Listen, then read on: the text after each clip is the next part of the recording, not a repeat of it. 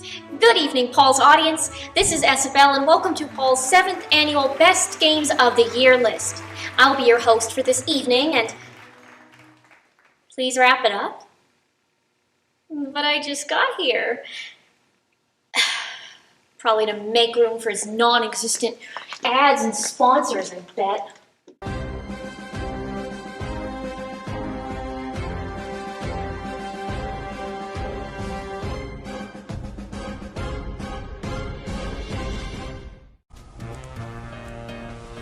Hello, my audience. I am Paul. I am the Master of Ceremonies here, and I thank you, Esabelle, for keeping it brief, although her 21-second speech was longer than the amount of time that was spent polishing Pokemon Sword and Shield. Before we get into our festivities, in all seriousness, I do want to thank Esabelle for all of her hard work on this show. She has done an immaculate job with editing and the thumbnail and what you're about to see throughout the rest of the videos. By the way, all the scenes that we filmed are filmed at Oklahoma University with real curtains, so hope that adds to the authenticity factor. And because I want to thank her for all of her hard work, I want to make sure that nothing that she did for this video goes unnoticed. So, without further ado, I don't normally like to do honorable mentions, but because she filmed for a game or more, this was filmed in August, so go with it.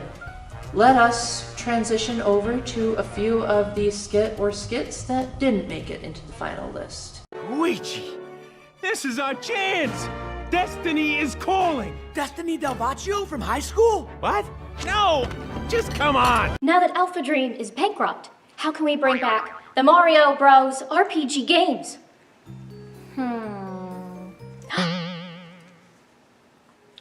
Mario and Luigi Brothership.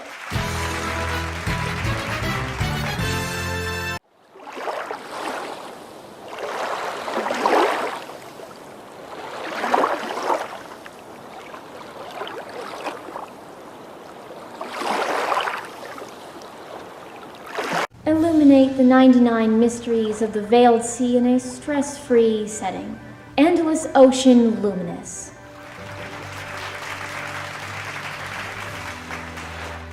Going into this list, we have very simple rules to ensure the criteria met.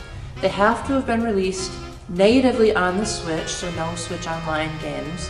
They had to have been released this year, so no games that I played in 2024. And I have to have either reviewed it or beaten it. So if I only got a little bit through, then it's not going to be eligible. Otherwise, you've seen these videos enough, you know what a top 10 is, so I don't think I need to draw out this introduction. Let us see what are the best of the best games of 2024. Over to you, Esabelle. Reviving the memories of both a long-dead franchise and a long-dead ghost. Another code, Recollection.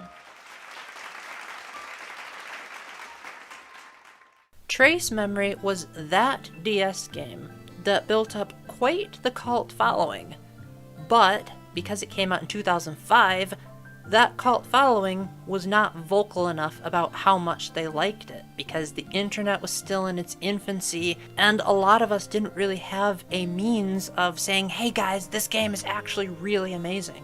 So now that the Switch is out, we have the opportunity almost 20 years later to finally say another code, as it was always called in Japan and Europe, is relevant again. For those of you that don't know what Trace Memory is, it was a top-down puzzle game where you would explore a mansion and you would have to solve puzzles in each room in order to proceed into the mansion. It was structured like a visual novel where you would talk to characters and learn more information, and then you would have this sidekick named D who was an amnesiac ghost, and you would be tasked with recovering his memories of how he died and what happened in his life. And along the way, you'd play a bunch of really clever puzzles that took advantage of the DS in the most mind-blowing ways you can imagine. If you remember this puzzle that I'm showing you on the screen, oh boy, nothing has even come close to the level of genius that I've seen in this one. And another code, Recollection, is a complete reimagining of what that original DS experience was like. And by reimagining, I don't just mean, upscaling the graphics and making the music better. I mean, it's basically an entirely different game, just with the same characters and story. The mansion was completely redesigned so that it incorporates verticality, so that you can actually look up, and there's like upper and lower floors. Everything was kind of flat in the original DS version. There's now voice acting. The graphics aren't great, but the character models do look significantly better, and I like how they actually gesture and move around when they talk, as opposed to just the still cardboard cutouts they were on the DS. And this also means, as a result of the restructuring, that all of the puzzles needed to be remade as well. Some for the better, and some for the worse. There are some pretty cool puzzles in here. None of them quite reach the level of brilliance that the DS version did, but at the same time, if they had tried to recreate that style verbatim, it wouldn't have been very fun. And it's a blast to be able to try out this new environment with these new puzzles, and even though none of them are like mind-numbingly difficult, they provide just enough challenge where you can feel like, hey, this is kind of like a Professor Layton game. And the remake also adds some assist features to make it easier to move around. You can toggle an option where the game will point you in the direction where you need to go. There's a hint system, which was sorely missing in the original version. And I also like how they incorporated stuff from the beta that didn't make it into the original game. And on top of that, they remade Another Code Journey into Lost Memories, which is a Wii sequel that only released in Europe and Japan. So Americans were getting it for the first time ever. And it stunk. And that's the main reason why it is only at number 10, is because the trace memory portion of this collection was pretty great. But the second game had so many infuriating puzzles that I nearly thought my Switch was broken. And I had to consult walkthroughs and hints being like, am I doing this right? And it turns out I was. It's just that some of the Wii-centric puzzles didn't translate very well to the Switch. That being said, if you can look at the trace memory part of the remake and just ignore everything Journey into Lost Memories did, then that is why it's still one of the best games of the year. It provided the first ever official remix of the iconic mansion theme, which you've been hearing ad nauseum throughout this section. They actually redid the ending of Journey into Lost Memories so that the story moments made up for the terrible puzzles and the abhorrent backtracking.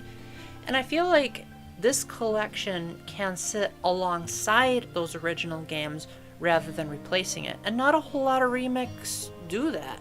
They like to say, oh, this is the definitive version of the game, whereas I think you could still play Trace Memory by itself and then play this, have two different experiences with two different types of puzzles and storytelling, and have a great time with both. And if nothing else, then this remake serves that Nintendo is willing to bring back franchises that were long forgotten about and hopefully get a second chance with the brand new entry in the future. Regardless the circumstance, I intend to question the defendant with all I have. For that is a part of my creed. What is the logical conclusion between re-releasing the genius prosecutor's first game and localizing the second one for the first time ever? Eureka! Ace Attorney Investigations Collection! Have you ever thought to yourself, man, the courtroom is so boring and dragged out. I don't know if I could ever be a lawyer. I just want to get out of here and do something fun. If that is you, you have probably never played an Ace Attorney game, because a lot of people, including myself, have wanted to be a lawyer because of Phoenix Wright. However, this is not the game that I would recommend you start with, because this is a collection of the two spin-off Ace Attorney games that star Miles Edgeworth, the popular prosecutor from the series. And those two games are Ace Attorney Investigations Miles Edgeworth, originally released for the DS in 2010, and Ace Attorney Investigations 2 Prosecutor's Gambit, also released for the DS, that came out in 2011, but here's the catch. It was never released outside of Japan, so for the first time ever, not including the fan translation, I'm sure there was passion and love poured into it, but it was also possibly illegal to download it and very complicated, so this is the first official way to play the second game in English, and by far it is the superior game. Not quite up to the standards of, say, the typical Ace Attorney game where the focus is more in the courtroom, but it's still a great time. So in these spin-off series, you actually walk around the crime scene in first person, and you investigate whatever is laying around in the field. You sometimes get to zoom in on a crime scene or an area and point out, that area looks kind of suspicious. Maybe I should compare that with the evidence to see if I can draw a logical conclusion. Heck, there's even a logic mode where you'll get pieces of information that you have to see how they connect. Now, you can only connect up to 2 pieces at a time. That would have been really cool if you could just put a whole chain of logical thoughts like most people would probably do, but at the same time, the system is cool enough to try to figure out, oh, I'm actually looking for things that are related rather than strictly looking for the contradictions as I would in the main series games.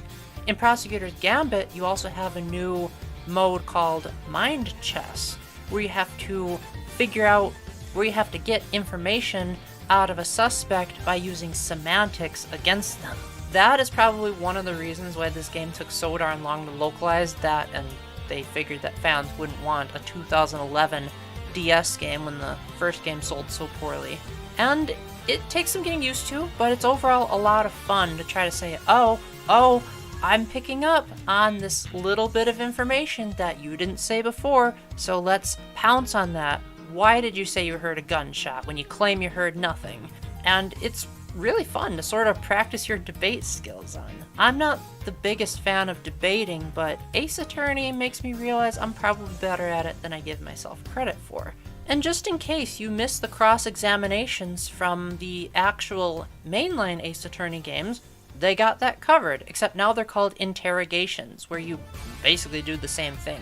You hear the testimony of a witness or a suspect, you compress the statement for more information, and eventually you'll have to present a piece of evidence that contradicts what the witness is saying. And if all of this sounds too complicated for you, there's a story mode that just plays the game for you. So there you go, accessibility options, which was especially great near the end of the first game. Since this is a collection, it also features quite a lot of additional content, such as art pieces, a gallery where you can view the animations of all the characters. There's a collection of orchestra pieces from throughout Ace Attorney symphonies. They actually remixed quite a lot of the music, not all of it, unfortunately, but they at least remixed the cross-examination and objection themes, so the music where it actually counts. And this collection also drew brand new HD art for the characters when they were walking around, as the original version had very pixelated looks that contrasted terribly with the close-up shots that the characters would have when they were talking to each other. And now the art styles kinda blend together a bit more, like the character's zoomed out look looks much closer to the zoomed in approach, although if you're a stickler for nostalgia, you can turn off the HD art and go back to the pixelated style, and you can also turn off the remixes and go back to the original music, although why would you? The remixes are significantly better. Additionally, the remixes for Ace Attorney Investigations 2 are locked behind a paywall, and I'm not sure if that paywall has been lifted because I think it was a pre-order bonus, so that stinks, especially because I've heard the originals and they sound terrible. Collection perks aside, you might be wondering, oh, Paul, it's an Ace Attorney game, it has logic and debating, and that seems like your kind of thing. Why is it only number 9? Well, similarly to Another Code Recollection, which just came before it, this is a collection, and the first game in the collection I am not the biggest fan of. I don't think it's outright terrible, like Journey into Lost Memories was, and that's why this is slightly higher. That and the overall gameplay loop of making logical deductions and countering witnesses' statements is just inherently more fun than Another Code was. But at the same time, it's just a very okay average experience until you get to the final case, which is just abysmal. It's by far the worst case in Ace Attorney history, and it made me very glad that there was a story mode, because at times I was just so confused by the setup and how anticlimactic it was that I just kept saying, I want to get it over with. Oh wait, I can! The story mode will just let me skip these annoying bits. Thankfully, Prosecutor's Gambit made up for it by being superior to its predecessor in every single way imaginable. Besides the mind chess, it didn't add anything revolutionary to the gameplay or any quality of life improvements. It just had better writing, better character development, better settings. Everything was just the same gameplay, but better settings and writing. And that really made all the difference, especially since it's the first ever English localization. There were still a few egregious typos, which is kind of par for the course for Ace Attorney, and Edgeworth sometimes glitches out when he runs, but it's still a very polished package that still feels like it's relevant today, especially that first case, which may rattle a few of you if you follow politics, so caution. Use caution when you go into it. But I love how it gives more development onto Edgeworth's character, and gives you more of the internal thought process that he's going through, rather than him just being a brain with legs like he was in the first game, just like, oh, I'm the prosecutor, I just happen to be here at the scene of the crime, let's solve it. Whereas he actually has more personal involvement in the cases in the second game. And it also ties up some loose ends and unclear lore from the earlier games. So yay for recontextualizing an old case with new information that feels like it just naturally should have been there all along. Ace Attorney Investigations collection is amazing just for the fact that it has the orchestra pieces alone, but looking past that, the first game is still fun, even if it's okay fun, and the second game is just phenomenal. So if nothing else, you get a brand new localization of a beloved DS game that never came over to America, but then you also can appreciate that if it weren't for the first game's shortcomings, we wouldn't have the perfection that was the second game to build off of it. So thank you, Capcom. With this release, we now have every Ace Attorney game on the Switch except for Professor Layton vs. Phoenix Wright. So once you're done getting on that, let's have a new one.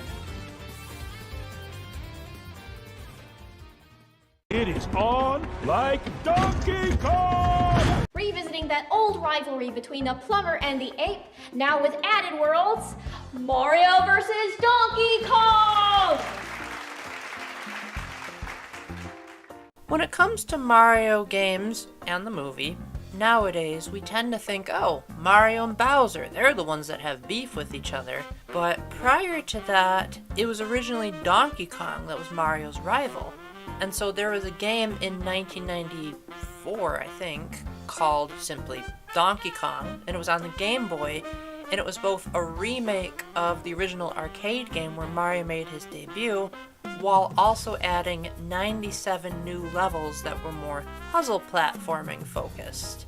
And so then, in 2004, Nintendo made Mario vs. Donkey Kong for the Game Boy Advance, which was a spiritual successor to that game, with even more all-new levels. It wasn't a remake, it was a whole new game.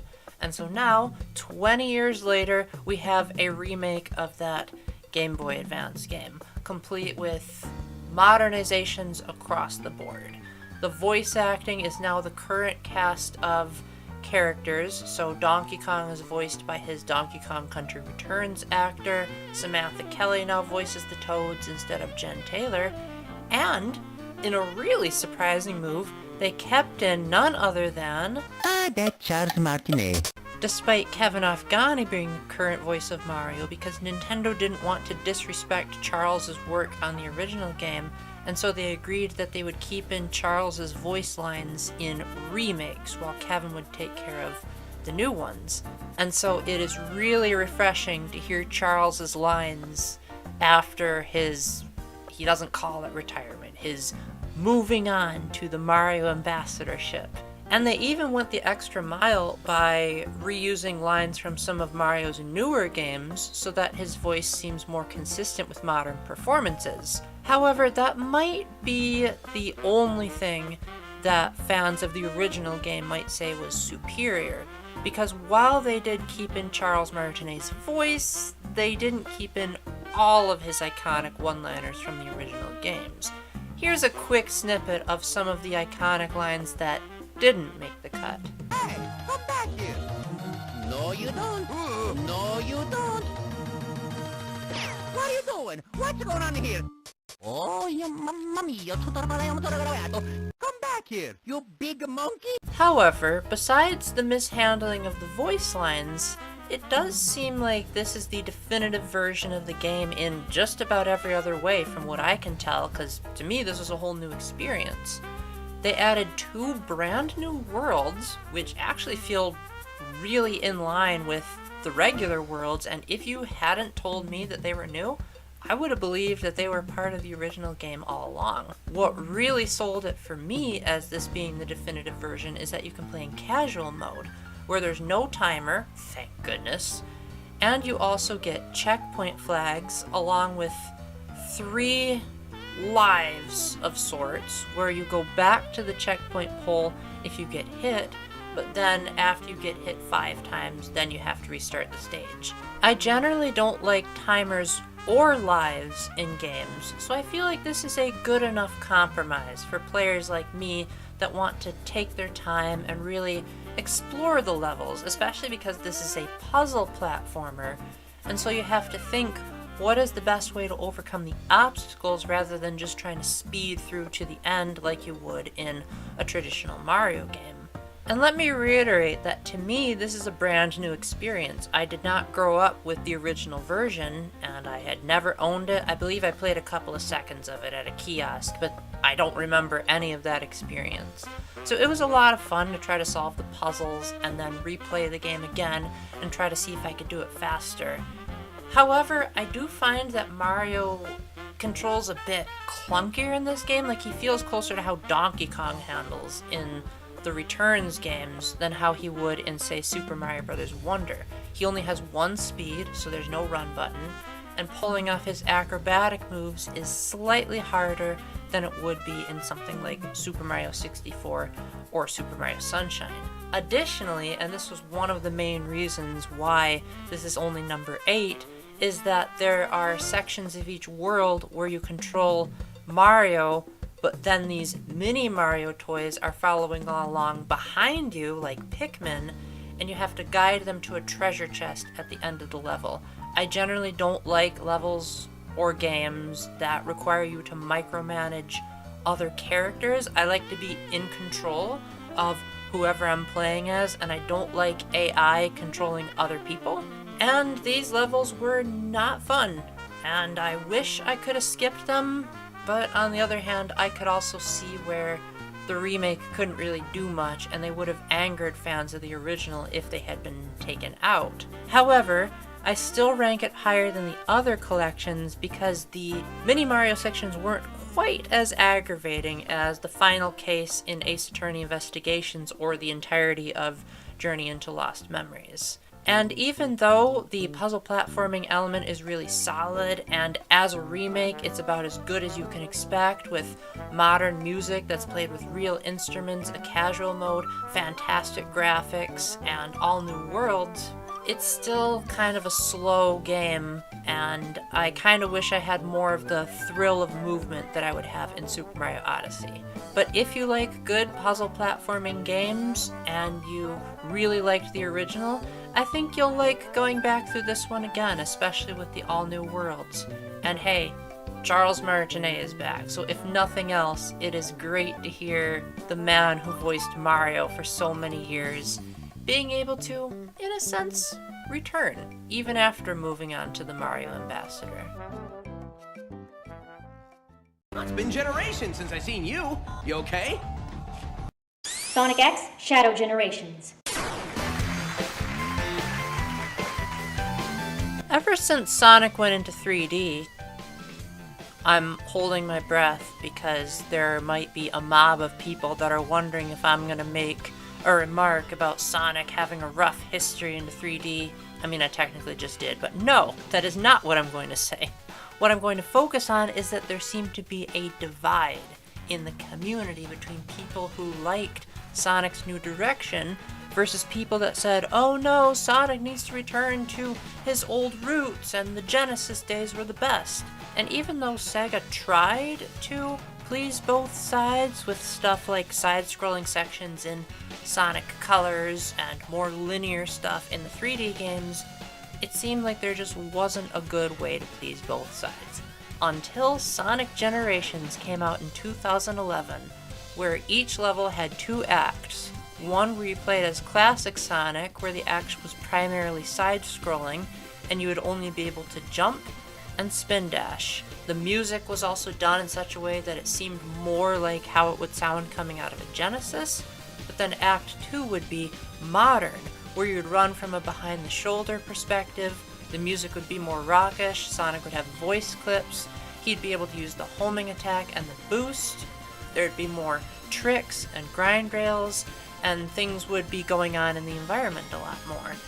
And for a while, it seemed like us Nintendo fans would never be able to get this experience. We did have a 3DS version of Sonic Generations, but it was the inferior version in just about every way, because it seemed like Sonic Generations was a really graphically demanding game. Like, it's still so gorgeous all these years later, but the Wii, which was the current console at the time, couldn't handle those graphics, and then the Wii U was the Wii U. So when the Switch came along, it was finally time for us to experience the masterpiece of both the graphics and the gameplay.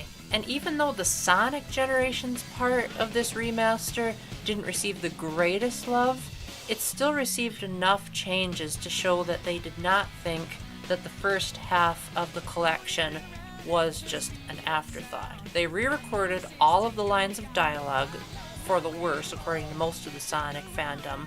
I haven't played too much of the original game, so I don't have too many comments. I do think it's kind of weird that they made Amy far less flirtatious, and I also don't like the fact that there's an insinuation that Sonic ate Angel Island, but at the same time, I like the fact that they tried to make the cast more with the current Sonic voice actors, so as a result, we get Matt Mercer playing Espio, and you know how much I love any game that has Matt Mercer in it. And I also like the fact that you can turn off lives, because as I mentioned in the Mario vs. Donkey Kong section, I cannot stand it when games have lives, especially with a game like Sonic Generations, which relies a lot on trial and error. But even if all we got was a simple remaster of Sonic Generations, I still would have been really happy with that, because this is the first time us Nintendo owners can experience the console version of Sonic Generations. And these levels are some of the most fun I've ever had in a Sonic game. I think at this point the only Sonic game I like better is Sonic 3 and Knuckles, because that game is more consistently enjoyable, whereas this game's biggest flaw is that it has a lot of challenges and bosses that you have to get through in order to proceed with the story, whereas I wish it was just a straight shot to the boss, just non-stop Sonic levels and then have a boss at the end rather than wasting time with padding, which is why it's only number 7. However, if you only look at the levels themselves, the highs are higher than the other games in this list so far, and had it not been for the challenges, I would have ranked it even higher. But it's not just a simple remaster of Sonic Generations, because we have an entirely new campaign called Shadow Generations. And before we talk about that, can I just say that it's really cool that the DLC allows you to play as Movie Shadow, complete with Keanu Reeves voicing him and allowing you to play through a section of the trailer? Like, isn't that one of the coolest crossovers you've seen in anything this year? I think that might actually be the single one coolest thing I have seen in 2024. But even if it wasn't for the DLC, Shadow Generations contains some amazing cinematography in these levels. Like, things are constantly going on, and I love how you feel like you're in this high-action, multiple camera angles movie, but at the same time there's just enough gameplay so that you don't feel like it's just a bunch of cutscenes. The level design also tends to be a bit longer, whereas Sonic Generations levels are shorter, and there's more of a focus on narrative. It's not a groundbreaking narrative, but there were a couple of reveals that got me to be a little bit emotional and be like, dang, Sega can actually tell a serious story without relying on a bunch of gags and outdated humor.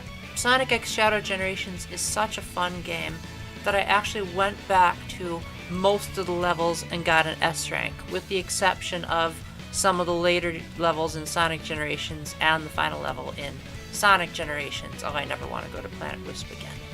And I love the fact that I went ahead and purchased this so that I can keep trying to best my time as much as possible. But even if you don't get the movie DLC, Sonic X Shadow Generations is such a great package because Sonic Generations was a wonderful game to begin with, and then they just went ahead and added a whole new other game that is just as wonderful on top of it, and that is such a great value. And hey, if you don't get the DLC, it's not even priced at the full $60, so Sega still does what Nintendo don't. I'm fine!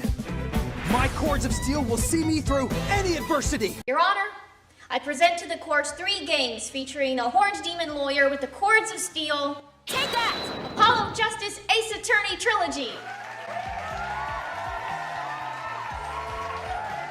As if Ace Attorney Investigations collection wasn't impressive enough, we actually got 2 Ace Attorney collections in 1 year. Speaking of which, if you're tired of game compilations being on the list, this is the last one. I promise, this list would look terrible if I just excluded all collections. In fact, I don't even think I'd be able to make 10, so you're welcome. Anyway, Apollo Justice Ace Attorney Trilogy is a collection of the 4th, 5th, and 6th mainline games in the Ace Attorney trilogy. The first game stars Apollo Justice in his courtroom debut, finally replacing Phoenix Wright as the main character, but a lot of die-hard Ace Attorney fans were not happy with the direction that they took this game. Sort of overcorrect, we got 2 3DS entries called Phoenix Wright Ace Attorney Dual Destinies and Phoenix Wright Ace Attorney Spirit of Justice, where Phoenix became the main character again, and all of the weird stuff that they did with him in Apollo Justice was seemingly retconned.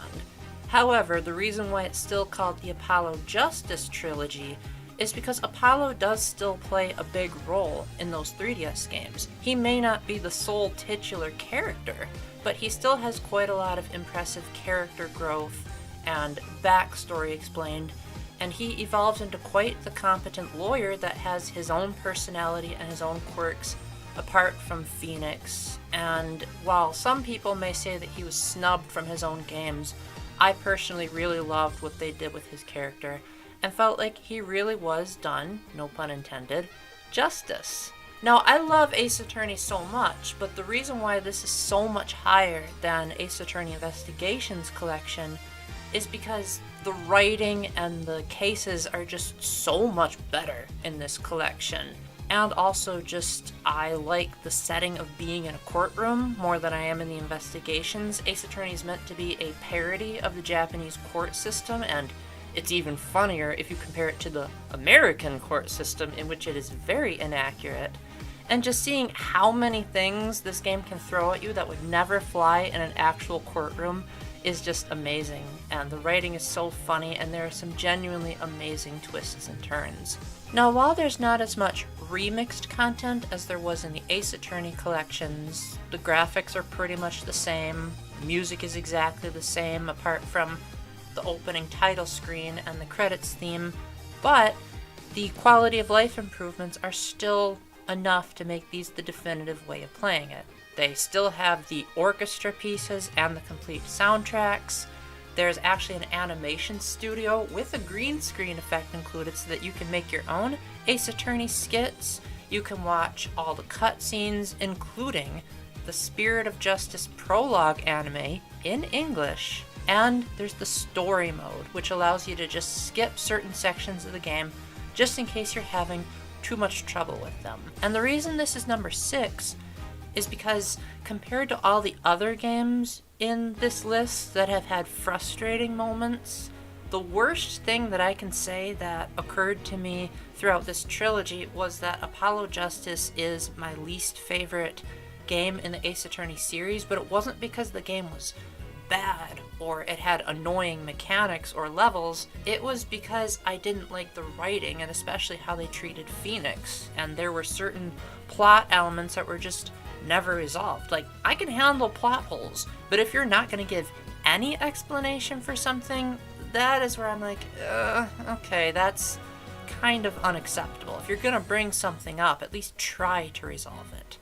I also think it's a bit unfortunate that Apollo Justice feels kind of out of place because it's the only entry on the DS. and the 3DS games had so many quality of life features even in their original releases that make it kinda hard to go back to the DS entry. I kinda wish there was more of an effort to make all 3 games in the same engine. However, despite all that, all 3 games have amazing writing, amazing soundtracks, incredible characters, well, in the 3DS entries anyway, and the twists and turns are well worth you experiencing the entire thing. And, as seems to be a deal here, this collection is not priced at $60, despite that it has 3 full-priced retail games. So I think that if you're a stickler at the very least for the orchestra pieces, you should pick this up. And there's a physical version, because Dual Destinies and Spirit of Justice were originally eShop exclusives in North America. So now we have a way of preserving these games for generations to come. I need to see the princess. It's an emergency.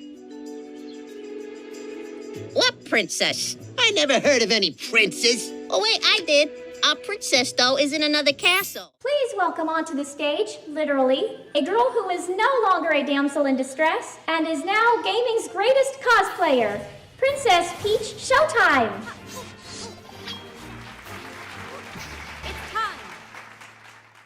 At this point in the list, we're getting into some pretty unpopular opinions, so get ready to throw me into the 9th level of hell for saying that I really like Princess Peach Showtime.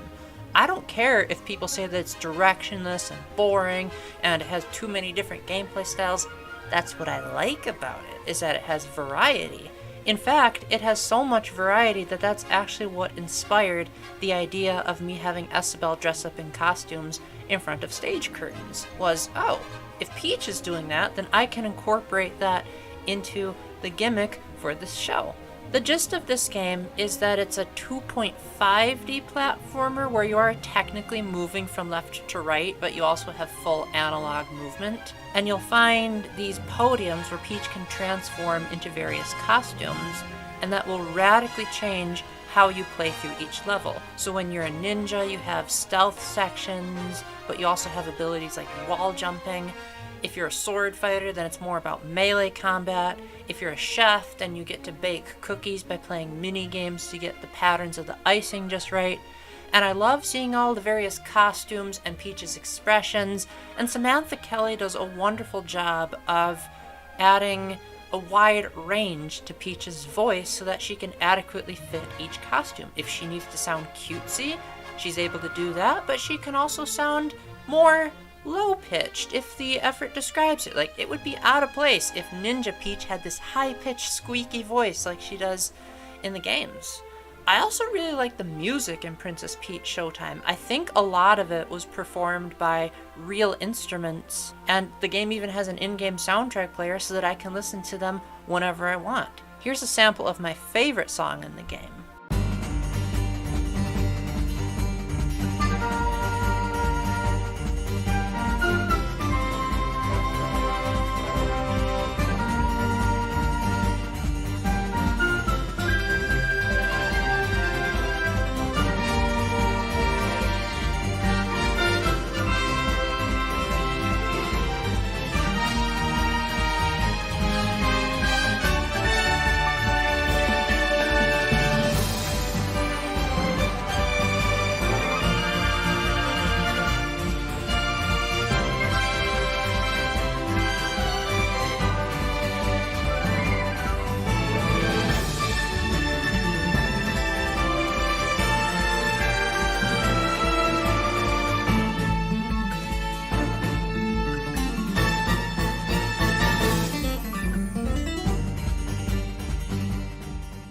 Now, I know a lot of people have complained that Showtime is way too easy, and while I would agree that that's the case most of the time, the people that say that the entire game is too easy, I don't think they've actually tried to 100% the game.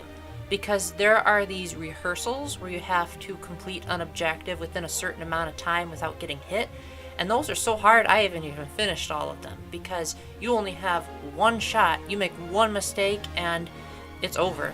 The sparkle gems are also really well hidden, and the game also has a bit of an annoying gimmick of not allowing you to move backwards through the level after you've reached a certain point.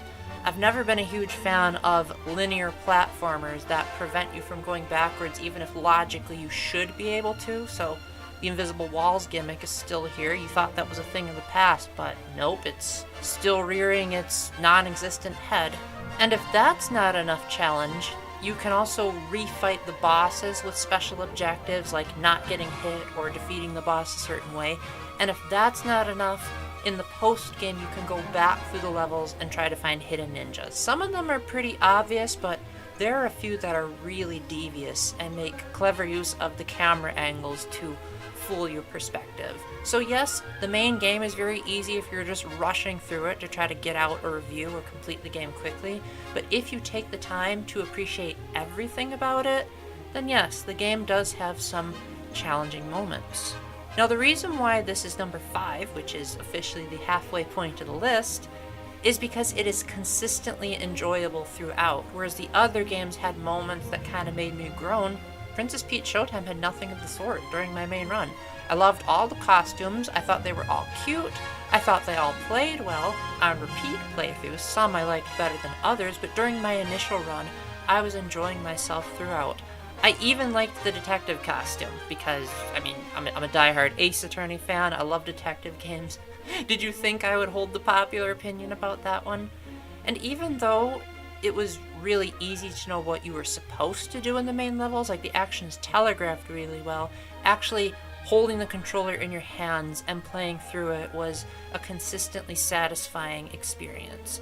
And that is why I am proud to be the contrarian and say Princess Peach Showtime is a game that gets way too much hate, and the people that actually give it a chance have experienced a truly magnificent gem of a game.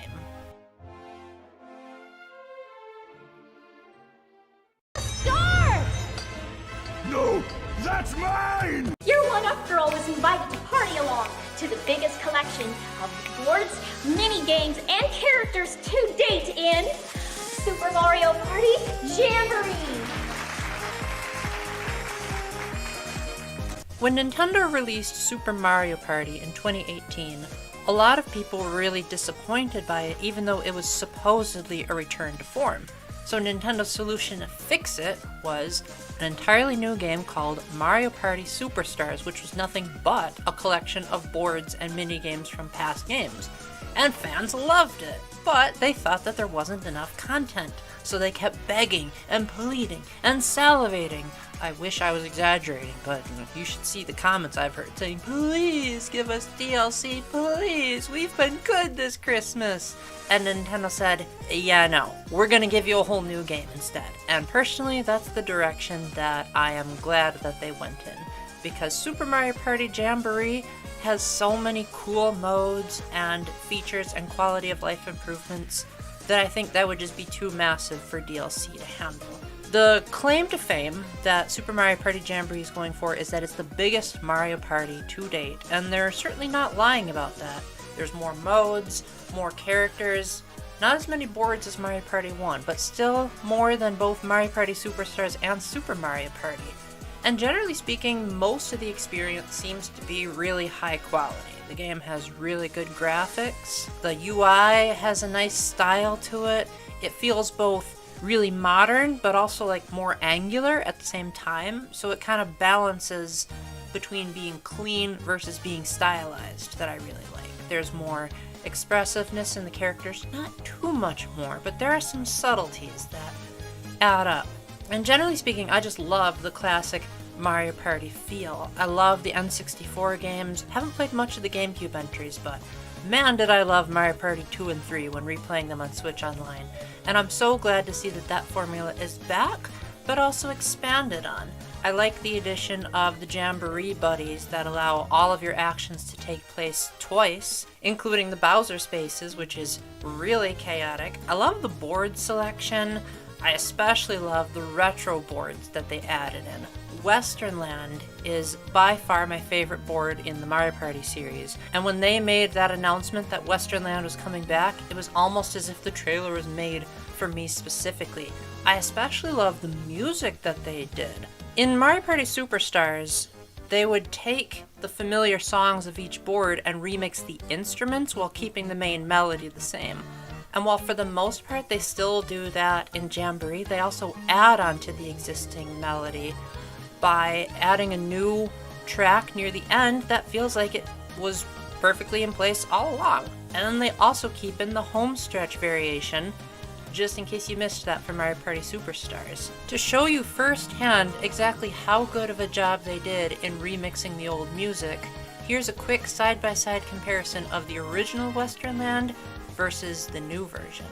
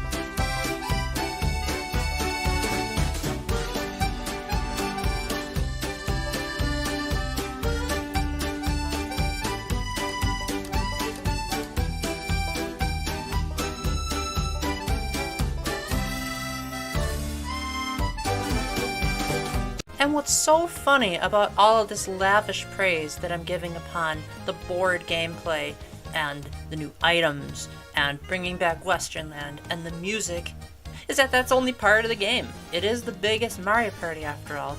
I've just been talking about the classic Mario Party mode where you roll the dice, move a certain number of spaces, and you collect coins from mini games as well as the events of the board, and your goal is to try to get the most stars. But there's also so much more to do in the game. There's Bowser Kaboom Squad, where you try to take down a giant Bowser by playing cooperative minigames and working together on a big map.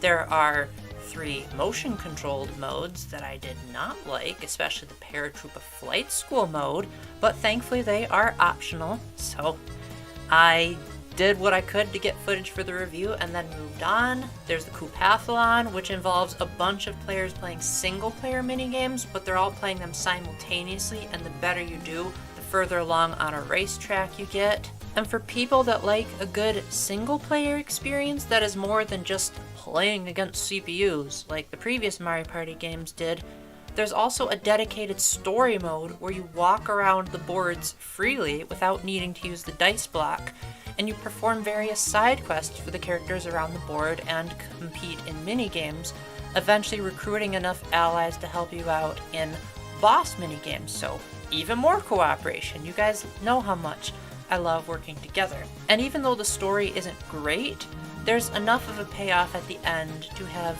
made it all worth it. Now, the biggest thing that I hated about Super Mario Party was that the game forced you to play with motion controls. You could not play with a traditional controller. So to overcorrect for that, Mario Party Superstars didn't have any motion-controlled actions. But then, Super Mario Party Jamboree had to go the middle ground approach. While a good portion of the game can be played with traditional controls, and in most of the modes you can turn the motion-controlled minigames off, a significant portion of the game involves the motion controls. So I kinda wish maybe if they had to bring back more classic minigames, but make it so that players could play with a traditional controller. That being said, from what I heard, a lot of people really liked the motion controlled minigames, so I guess for those people that's great, but for people like me who are just fed up with the whole motion control gimmick, I do wish they had gone even more back to basics, but I suppose they probably didn't want to go too much in the Mario Party Superstars approach of just shoving all the old stuff. We don't need anything new. And maybe they thought, oh, all these cool motion-controlled minigames are new stuff.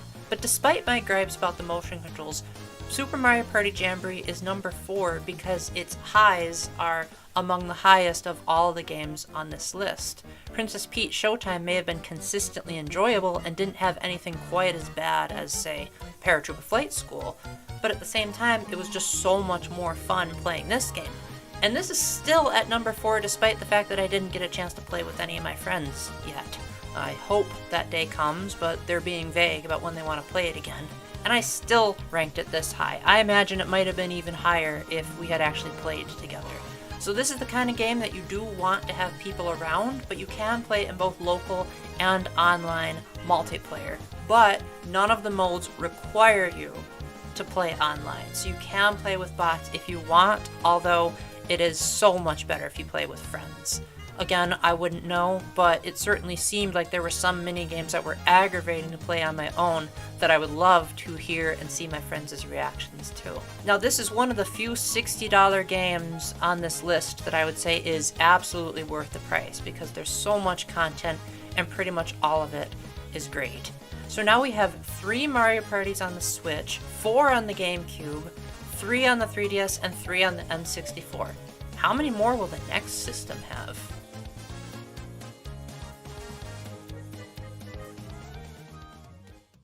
I'm just altering time and space. Oh yeah, and history. No biggie. Max Caulfield finally returns in a time-traveling adventure of epic proportions in... What's going on? Oh no! I must have shifted into another timeline where I'm not a professional editor, and I'm no longer Paul's quality assurance assistant. Well... the show must go on. Life is strange, double exposure, I guess.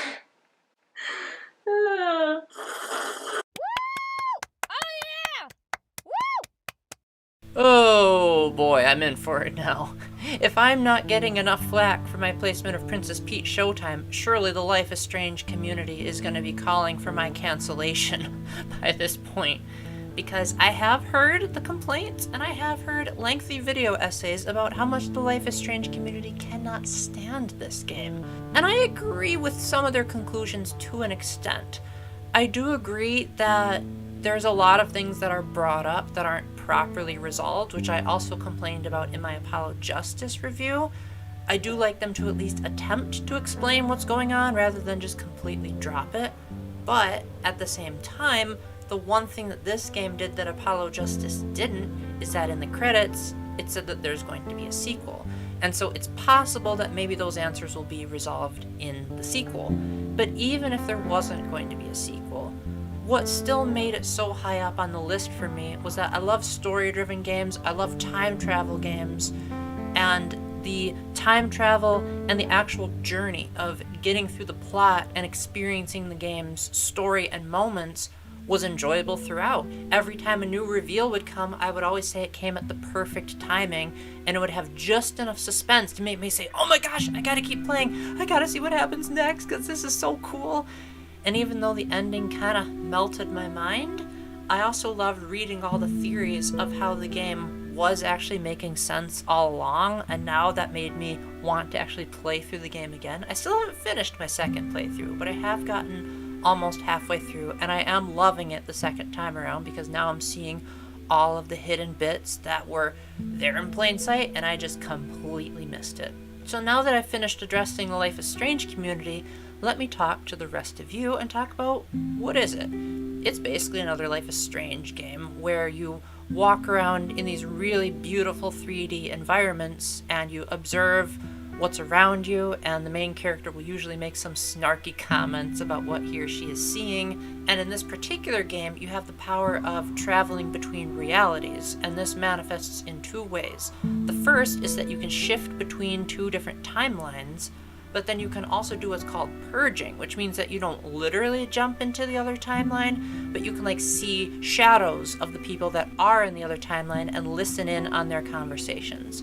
And this makes for some really amazing puzzles. Admittedly, a lot of them are really simple upon replaying them, but they're no less amazing for how amazingly scripted these sequences were, and really making you feel on edge as though you had to be there at the right time or you potentially have to start the whole sequence over. I also love how there's an overall better polish to the gameplay and everything that's going on. In the first Life is Strange game, there were those annoying bottle fetching quests and way too many moments where I had to find tiny little things around the environment.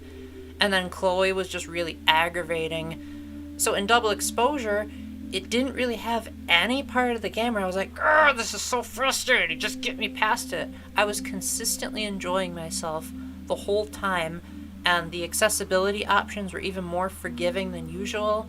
So I loved being able to play the game at my own pace, to have even the little stuff, like being able to have a volume warning if people were going to shout, or a warning if there was going to be objectionable content coming up.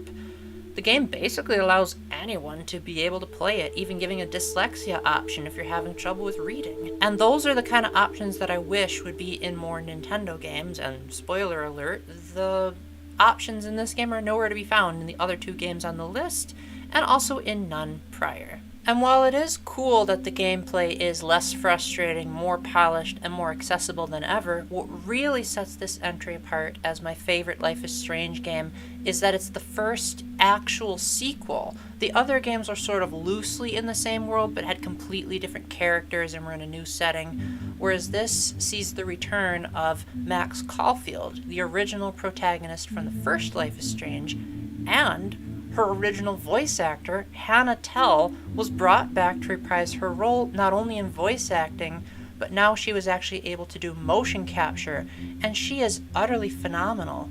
Hannah has such a soft and sweet talking voice, and everything she says just sounds so authentic, and because I love her so much, I hope that you will enjoy this short clip of an interview that she did on Life is Strange's YouTube channel, and I hope that you will adore hearing her as much as I do. How does it feel for you to return to Max? Probably a lot of emotions, underplay. Yeah, so many emotions. It's an incredible feeling, and in a certain way, it feels like I'm coming home. I love Max so much, and we have so much in common. And my experience playing her the first time around was so formative in my life. It's a real honor to get to come back and expand on her story. And what makes me doubly impressed by Hannah's performance is that even though her voice didn't change since the original Life is Strange, which was almost 10 years ago, which is wild, she figured Max's voice would, because Max was in high school during the first game, so she purposely lowered her voice just enough so that Max would sound more mature, but not so much that she wouldn't sound unrecognizable. And the result is utterly captivating, and I'm so glad that Hannah was nominated for Best Actress at the Game Awards. I still haven't watched it yet, so don't tell me if she won or not, but that would be so cool if she did. Although, to be fair, I don't know what any of the other actors on the nominations list is anyway, so I guess I'm slightly biased. Overall, Life is Strange Double Exposure was a blast to get to wrap my mind around the dual timelines gameplay and to see it so polished, and to have Max Caulfield back and see her story expanded upon and get confirmation that there's going to be even more Max Caulfield in the future. But what stops it from being ever so slightly higher is that the replay value is kind of non-existent. Like, once I'm done with my second playthrough, I don't foresee myself returning to this, just because it seems like the decisions you make don't really matter. Like, the dialogue difference is kind of minuscule at best, and it doesn't seem like there are as much major consequences like there were in Life is Strange 2, which that game had 4 entirely different endings, as well as characters' lives that would hinge on your decisions. And this game has nothing of the sort. But despite all that, it was such a fun journey to experience the story, and now I'm beyond excited for what the next entry in the Life is Strange saga will bring us.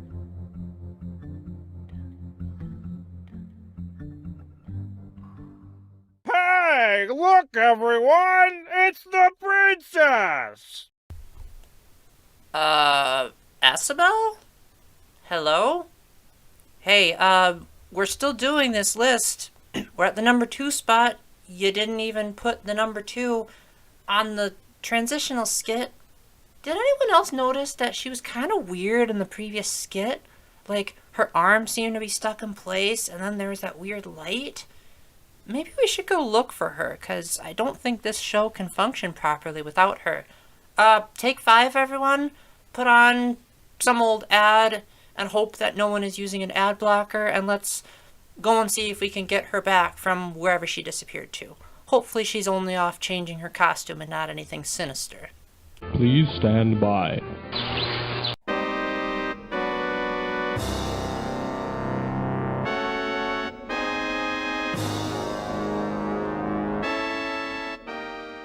Maybe this fairy dust will help me get back to my old professional timeline. But considering what I'm about to do on stage, would you still consider me a professional? All right, here goes. Have you ever imagined the CDI Zelda games being good? Now you can see for yourself in Arzette, the Jewel of Faramore. You don't want to see? But I insist! Oh, yay! Yay! Hey, look everyone! It's the princess! Ah, good. You're back, Esabelle. Just, try not to perform a crazy stunt like that again in the middle of a game show. Goodness knows we don't want another repeat of the Bill Clinton kid.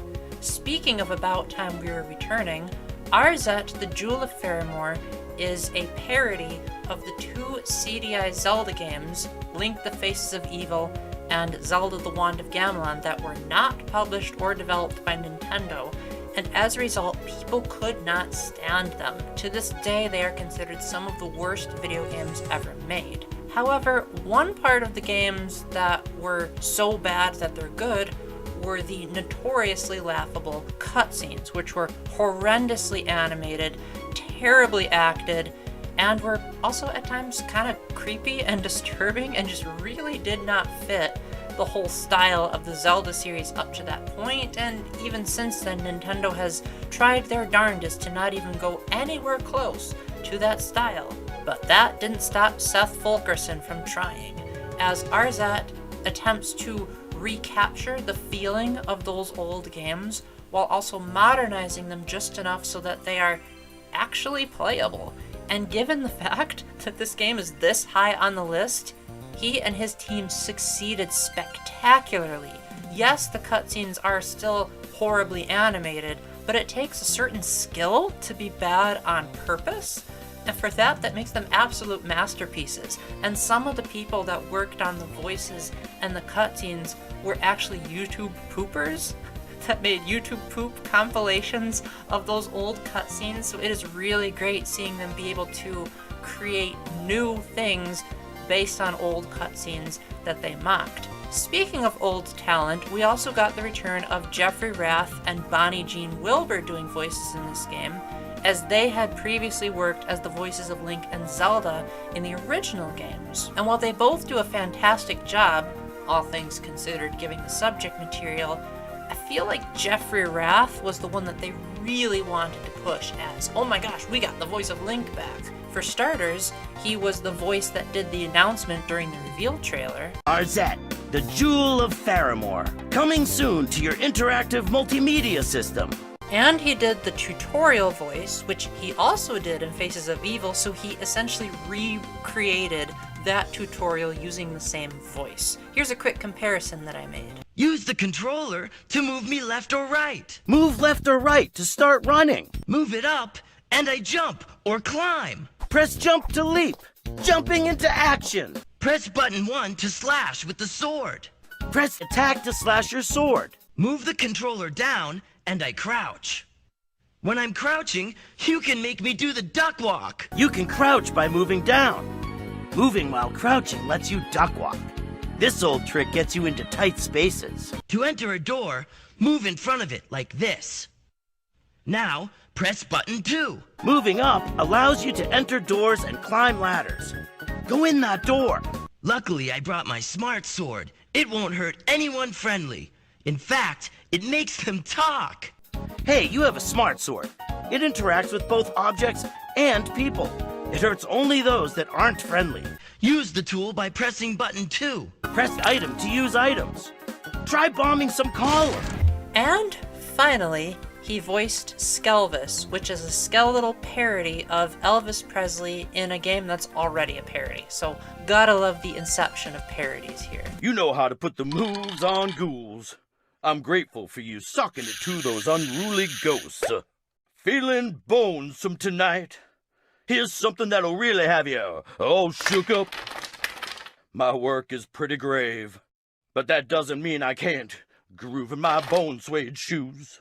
And just so that we don't forget about the underdog, they also brought back one of the original background artists for Faces of Evil and Wand of Gamelon, so that it can recapture that old style, sometimes to a fault, as when I first played it I didn't know what was the foreground and what was the background. But these graphics are amazing. Like, for trying to emulate an old style, some of those sunsets and water effects, especially if there's a sunset and water, are absolutely jaw-dropping. Now you might be thinking, really? A parody of old Zelda games that were considered terrible is number 2? What the heck are you on, Paul? And my response to that is, it's the game this year that I've replayed the most. I love how there are so many different difficulty levels, so there's an accessibility option there. Might not be as impactful as the one in Double Exposure, but it's still great to add a new way of playing the game. And some of these difficulty levels can be pretty cheeky, such as one where it forces you to crouch before you enter the menu, just like the CDI games did, because they just did not use all the buttons on the controller. And one that's called one-shot mode, where you have to go through the entire game without losing all your hearts. Otherwise, you have to go all the way back to the beginning. Now, thankfully, if that sounds really rough, you do get to keep all of your permanent upgrades, and you can choose for the bosses to stay permanently defeated. So it's not like you have to go through the entire game all over again. But it's still a good enough punishment that incentivizes you to not be as reckless as you would on the lowest difficulty, and methodically plan out how you're going to do the actions. And it makes the game so very tense, but also so very fun to know that you've mastered these simple yet somewhat complex controls at the same time. And that balance of frustration, but not being too easy, is absolutely incredible. And the feeling of elation that I felt when I finally beat all the difficulty levels, and I got what has to be one of the coolest completion rewards, I say that in air quotes because I didn't actually 100% the game, is that you unlock CDI mode. Now what this is it allows you to enter cheat codes, and while I didn't mess around with this too much, the one cheat that I had a lot of fun using was CDI mode, which allows you to play the game as though it were running on an actual CDI. And what you're seeing on the screen is not my capture card messing up. It's not edited in any way. That is actually what you see on the screen. And it is so grainy, and there's a buzzing noise, and your inputs are delayed. And my sister-in-law, when she heard that, she said, "Paul, how is that good? That sounds terrible." And I said, that's the point. They're really committing to the idea that this is a loving tribute to some games that got too much hate. And now that Arzette exists, I feel like it'll essentially rewrite history, as maybe Bonnie Jean Wilbur and Jeffrey Rath will be in more projects and people will actually appreciate their voice acting, and people may look back on the CDI Zelda games with a newfound fondness, because this game perfected their formula, and now people can say, what if the CDI Zelda games were always good from the beginning? They just needed to release on a better system at a better time. However, there is one game that was slightly better than RZ. A game that proves that the developers not only listen to their fans, but they listen to me specifically. And that game is...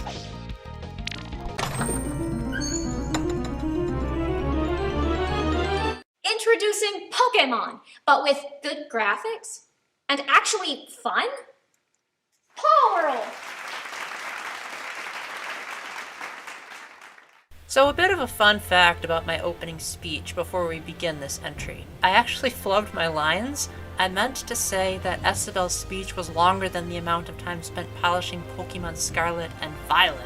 But the fact that I accidentally said Sword and Shield actually makes the problem even worse, because that means that 2 games in a row, 4 if you count both individual versions, that were on the Switch the first time Pokemon had ever been on the big screen in the main series capacity, flopped so spectacularly in terms of the graphics and the performance, and feeling like games on the Wii U could outperform them.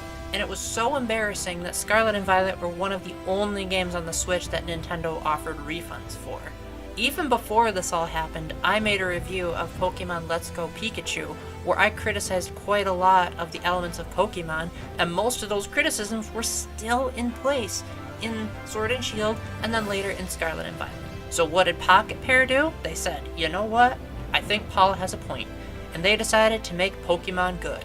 It looks spectacular, and it feels like this is the game that Pokemon was always meant to be. And to know that they named it Paul World in honor of my review, oh, means the world to me. Best memory of the year. So with that, thank you very much for watching, my friends. Please leave me a comment telling me what your favorite games of the year were. And until the next time, remember to keep the faith, stay epic, and... Hold it! Now hold up. I just got an anonymous tip backstage that said that this whole thing is a gag. It's not even called Paw World, it's called Pal World. It's not even on the Switch, and he hasn't played it. Why did I even get dressed up? For sponsorships? For views? Unfollow him and cancel him on Twitter. This whole thing is a sham. I'll get my revenge.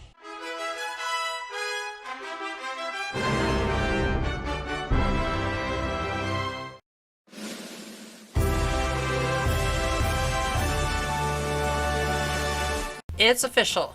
We live in the coolest timeline ever. We exist in a year where a parody of a Zelda game was better than an actual Zelda game itself. We had movie DLC be in a game, and now we have one of the most revered Mario games ever remade, and actually being remade even better than I think a lot of us expected. Back in 2019, a YouTuber named Arlo made a petition called Remaster 1000 Year Door, and I signed that petition. And I even commented on his video. When I checked, I was the first comment on his video, although that could have just been a coincidence because I was the one viewing it. But regardless, we all thought that after the announcement of Paper Mario the Origami King that Nintendo did not listen to the petition, because that game, while it was an improvement from the atrocity that was Color Splash, it still didn't have a whole lot of original characters, and the plot was kind of generic and over-relied on paper, and we wanted cool stories and amazing characters and funny designs and weirdness, and Origami King had pretty much none of that.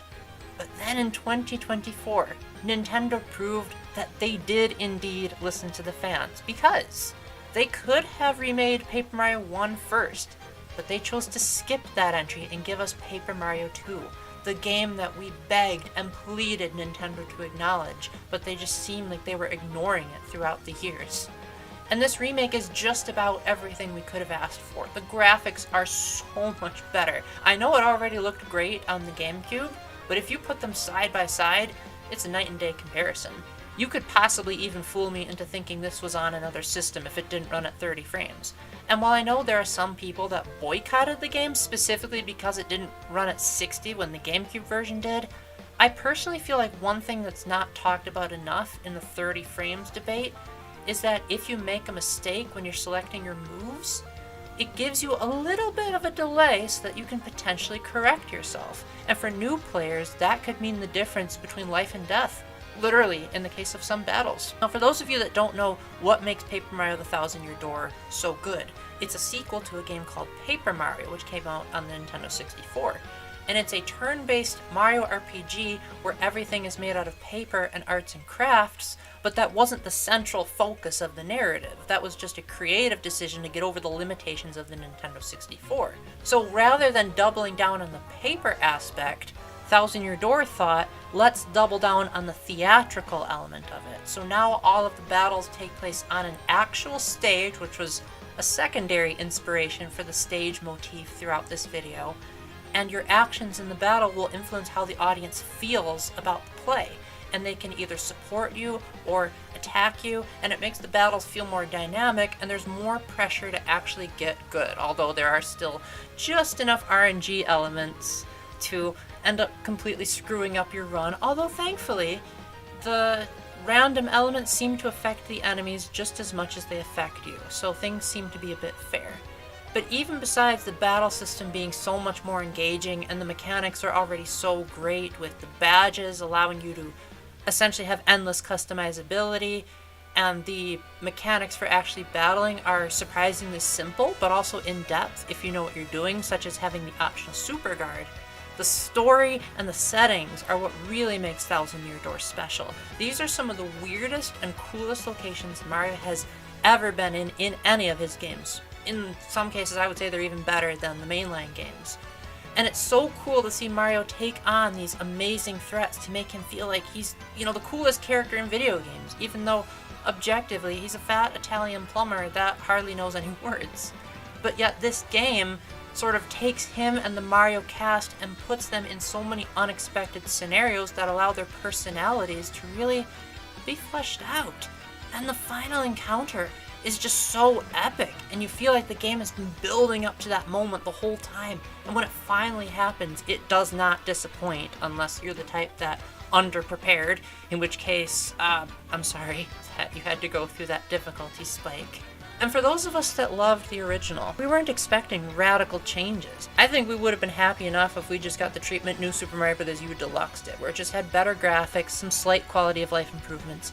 But Nintendo went further than what we asked for. For one, they rearranged the entire soundtrack so that a lot of the songs were performed with real instruments, and it did the unthinkable.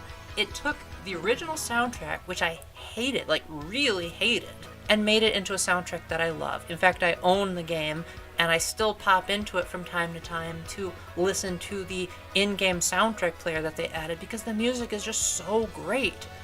They take these familiar tunes and they make them sound more triumphant. Maybe a bit too triumphant contextually, but I think it's Nintendo's subtle way of saying, yes, we're listening to you, and yes, we know how excited you guys are to return to this entry. And that's why there's more of a celebratory feel to the music. There are new musical pieces, such as partners getting their own theme. There's elaborations on musical peaches. I watched too much of the Mario movie. On musical pieces, such as there being more melody to the song, like what I showed you in Western Land for Super Mario Party Jamboree. There's different variations of tunes, such as when Mario battles enemies in one chapter, it'll be a different theme to represent the new setting that he's in. There's not a whole lot of new content, but there's just enough where if you know where to look, you'll be like, oh my gosh, they actually put that in there. And perhaps the biggest example of all is that they actually improved on the backtracking. It's not perfect. There's still not a run button or a spin dash button. And there are some chapters where you do still have to go back and forth quite a lot. But it's made up for by the fact that some chapters will have these tiny little things that all add up, such as a warp pipe that lets you go back to the starting town, or a spring that lets you bypass a jump that you already made, and an entirely new room underground that just lets you warp back to previous areas. It makes the game flow a heck of a lot better and make it a much more enjoyable experience to those of us who have played it, and to those who haven't played the original. They still can see what all the fuss was about, just with better music, better graphics, better just about everything. Except for one thing. Well, technically two, but I made a whole video on that other thing, so you can check that out. They kind of ruined a scene with the Goombas early in the game, because there's a scene when Mario and his party first get to the sewers where a bunch of Goombas are catcalling Mario's female Goomba partner. And she responds quite aggressively, as one would expect from people being so rude.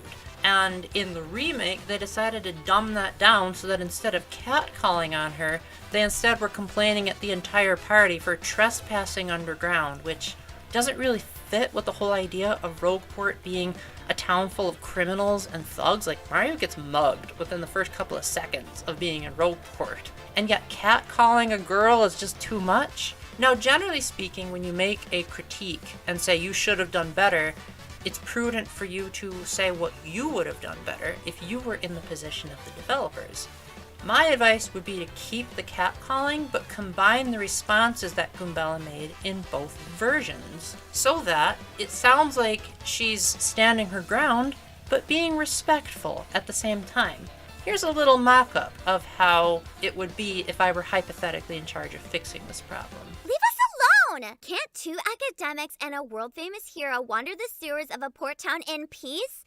It is like so sweet that you boys think I'm cute. But if you can't treat us with respect, get out of our way! Now, before I continue with the next thing I have planned, I do want to apologize to those of you that might be hypothetically complaining that this video is too long. I was preparing for it all year. This has been a project that's a year in the making. And yet it still turned out too long because I guess I was just wanting to share my excitement authentically without having to feel like I had to be restrained and like quickly say it like some other popular YouTubers might do in their top 10 lists. I wanted to feel like this is the kind of thing that only I would make, and that you'd be able to tell that this was a year's worth of passion and excitement that were put into this project, as Esabelle and I started working on this back in December. And you can probably tell that this was a very collaborative effort over the years, with how much higher effort we put into this than most of the videos on my channel. If you're willing to stick with me just a little bit longer, I think you will find that the crescendo that I have planned will feel like a proper finale to really say thank you 2024 for giving us such wonderful games. The next thing that I have planned is a musical piece that I wrote. It was originally going to be a duet, but Esabelle and I don't really know music theory, and we wanted to maximize the time that we spent together in person, so we didn't end up actually recording the duet, but we did make a sing-along video so that you can still hear what it would have sounded like. And maybe in the future, if I ever meet people who know music theory, maybe I will upload another YouTube video to actually have it sung out. But for now, I hope you can visualize the duet singing, and I hope that that can feel like a triumphant celebration. It does contain some visual spoilers, although it doesn't show anything that you wouldn't see either in the trailers or in the very early portions of the game. But just in case you haven't seen the trailer and you do not want even the slightest bit of visual spoilers, here's a timestamp on the screen if you want to skip to something else I have planned.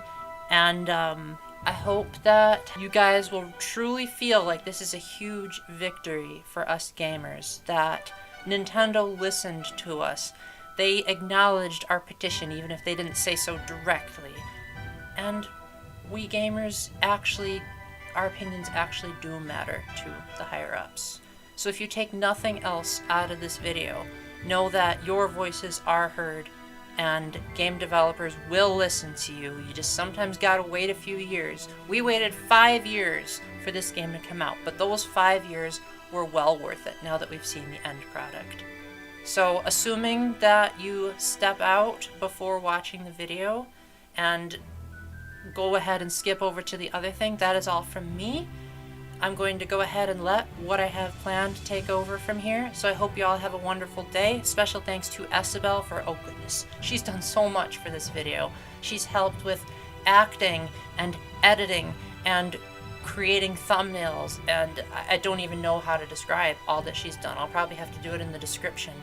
And I also want to thank Hapyr for providing the voice of Goombella in my mock-up for how I would have fixed the catcalling scene, as well as Ty the One-Up guy for drawing Paper Paul, and then Esabelle arranged the background for the eventual reveal. And I also want to thank Matt for composing and performing Paul's epic theme that I use as I'm nearing the end of my videos. So thank you to all of you for all of your hard work, even if some of you didn't realize what your work was for at the time. Please be patient with me as I have the next things planned. I promise you it'll be worth it. And until the next time, remember to keep the faith, stay epic, and God bless. Bye for now.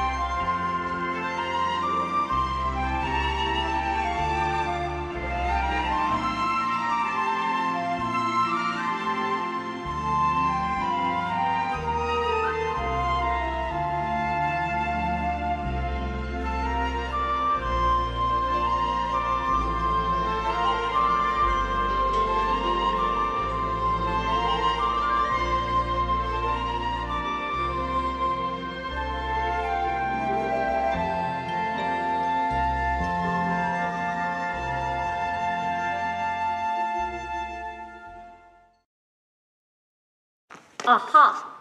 Paul is no longer here to kick me off the stage like he did so rudely during the intro. So I'm gonna get back at him by explaining all the reasons why the games that he has put on this list are so illogical and confusing. So first off, Mario. I really want to know what tech school he attended because based upon his skill set, it looks like he took classes like, I don't know, Parkour 101, 8 battling, and the do's and don'ts of when the Teenage Mutant Ninja Turtles attack. In fact, it looks like the only thing his education did not teach him was plumbing. Because Paul told me that he doesn't actually plumb in the games. To me, calling Mario a plumber seems about like calling someone a vegetarian who never eats veggies.